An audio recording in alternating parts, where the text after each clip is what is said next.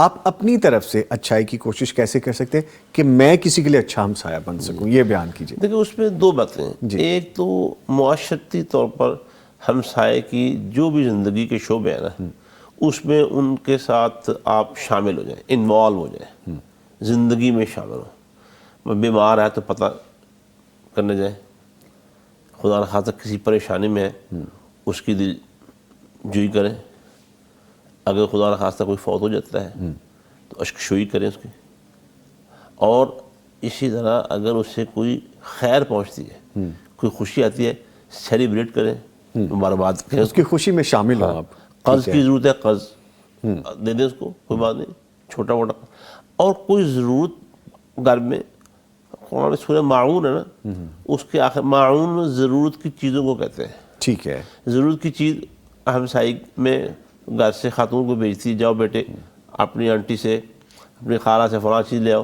تو خوشی خوشی اس کو دینا، جو چیزیں خراب نہیں کرتا، جی، جو واپسی میں بھی بہتری کا عنصر ظاہر کرتا ہے، اس کو وہ چیزیں دینی چاہیے۔ اور جو نہیں دیتے، اللہ تعالیٰ نے ان کے لیے ویل، تباہی کا لفظ بولا ہے۔ جو ہمسایوں کو ضرورت کی چیزیں نہیں دیتے، چیزیں روک دیتے ہیں، ان کے لیے ویل ہے، ہونے کے باوجود نہیں دیتے وہ چیز۔ ٹھیک ٹھیک، یہ بس عادت ہی ہے۔ ہاں، اگر ایک ہمسایہ چیز لیتا ہے واپس نہیں کرتا، لیتا ہے واپس نہیں کرتا، لیتا ہے خراب کر دیتا ہے، نقصان ہو جاتا ہے، وہ ایشو ایک الگ ہے۔ لیکن عمومی جو ہمارا رجحان ہے، ہماری جو روٹین ہے اور معمول ہے، وہ یہ ہونا چاہیے ایک مسلمان کا، ایک مسلم ہمسائے کا، کہ ہمسائے کو ضرورت کی چیز دے۔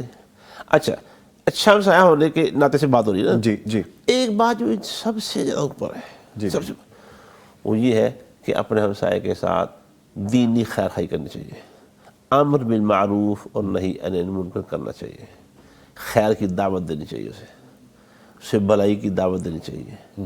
اور اگر کوئی خدا نخواستہ ان میں دینی حوالے سے یا معاشرتی حوالے سے کوئی ایسی منفی بات ہے، ناپسندیدہ عادت اور بات ہے، آپ اس کو سمجھائیں۔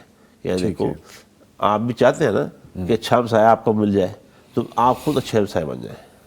تو یہ معاشرتی طور پر بھی اس کے ساتھ انوالو ہونے کی کوشش کریں، جی، اور دینی اعتبار سے جو امر بالمعروف اور نہی عن المنکر ہمارے دین کا مستقل ایک حصہ اور فریضہ ہے، اس پر مسلسل اس ہمسائے کے حوالے سے عمل کرتا رہے۔ نماز نہیں پڑھتا، نماز کی تلقین کریں۔